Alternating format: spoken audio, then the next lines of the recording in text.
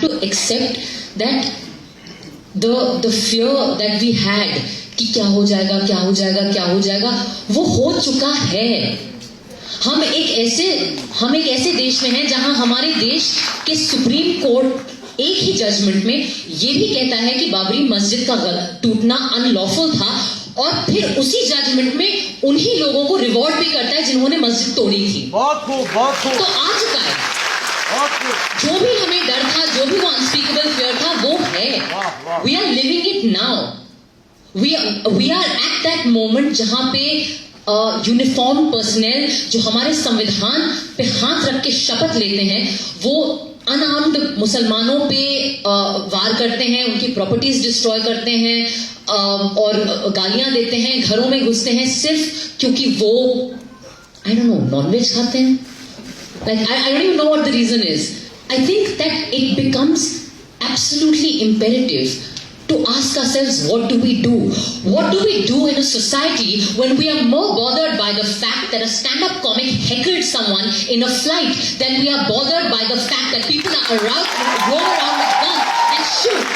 What do we do with this concept of civilization that doesn't consider murder wrong but considers impoliteness to be a crime?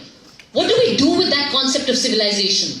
What do we do when the people who are supposed to enforce law and order do not believe in the law themselves?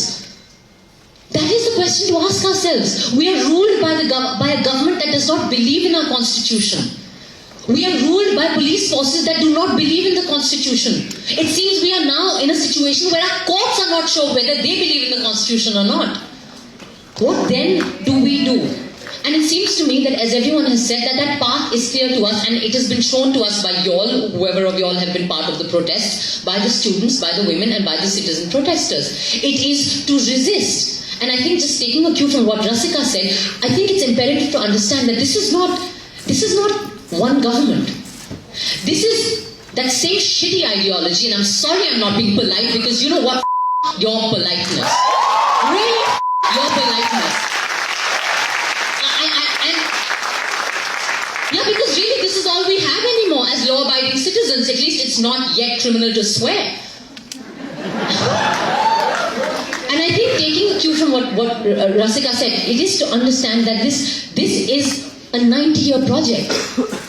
This project began in 1925. And it continues. So what we are seeing today is really very hard work. I mean, credit where due. They're all very hardworking, diligent, disciplined people. This is 90 years of work. So we have a long road ahead of us. But I think that hate and that enemy, it's not just in one government or one people or one jackass minister who makes a speech that incites some young, bigger jackass to pick up a gun. I think the fight is at home.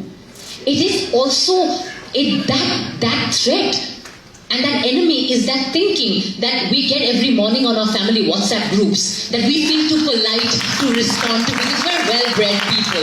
We're good children. Our parents taught us manners. So we don't reply to that uncle or that aunt or that dada, dadi, whoever it is. Because, we're polite and, we don't want to fight. But you know what? I think the time is to actually start answering those messages on those WhatsApp groups. I think that when we talk about resistance, which is really the only way forward, I think we have to find ways to resist at every step. At every single step. I would urge all of us, and I'm sure you all agree, but still, again, bears repetition. I think we should see Kunal Kamra's act as an act of resistance. That was an act of protest.